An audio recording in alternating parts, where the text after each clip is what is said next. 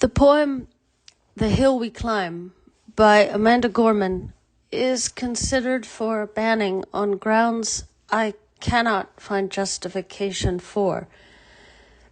Parents are going after it in Miami-Dade County, Florida. The school board in Miami-Dade County believes it is inappropriate for the elementary school level, and so it was removed from school library access at that level. The justification by the school board is that it is not entirely banned. It remains accessible from middle school and up. It seems to be an arbitrary removal to me, designed to pave the way for more removals.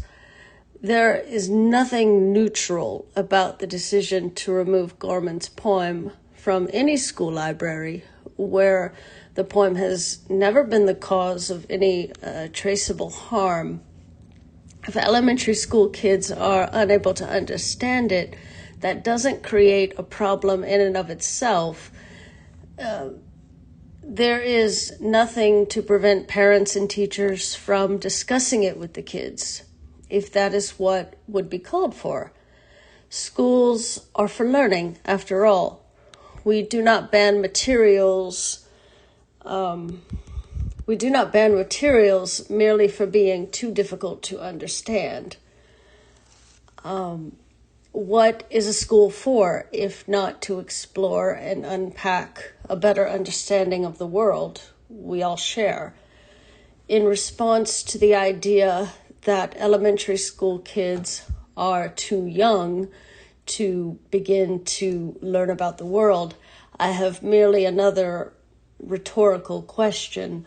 What age is an appropriate time to begin to learn about issues that one will encounter every day of one's life? If you want to ban Amanda Gorman's poem from libraries on the basis of it being, quote, controversial, don't pretend it is coming from a neutral position. You're not banning it at any school level for any reason other than to control what kids have access to. This is a question about access.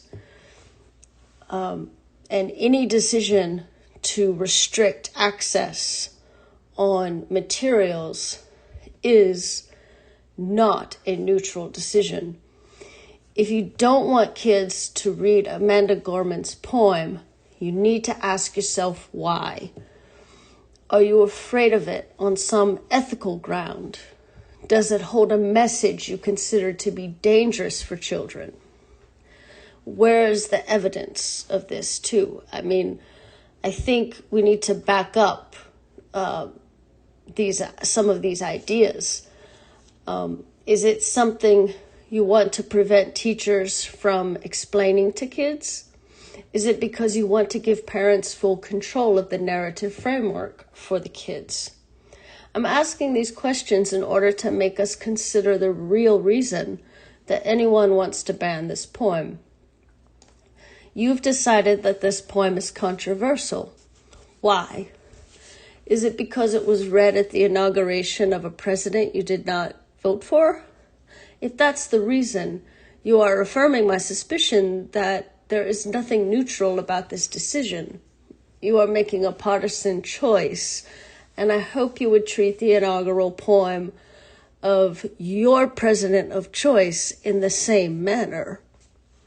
I think this is a clear case of where access must be guaranteed across the board.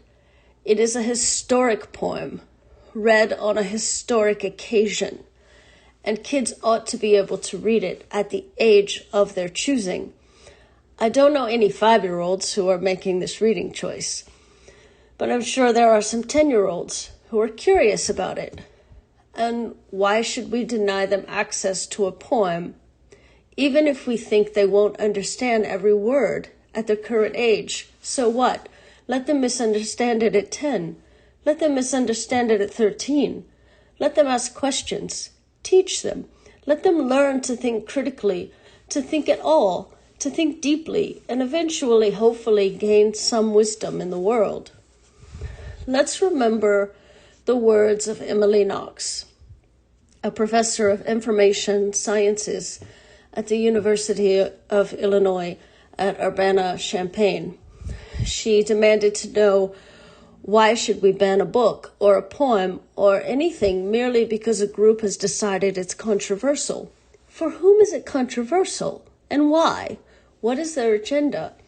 A so-called neutral choice, she said, is almost always a choice for the status quo. I will add to that. It's a choice based in fear. It's fear of what the child may take from what he or she reads. If you want to balance the scales, then put Republican inaugural readings alongside it. But don't ban it under the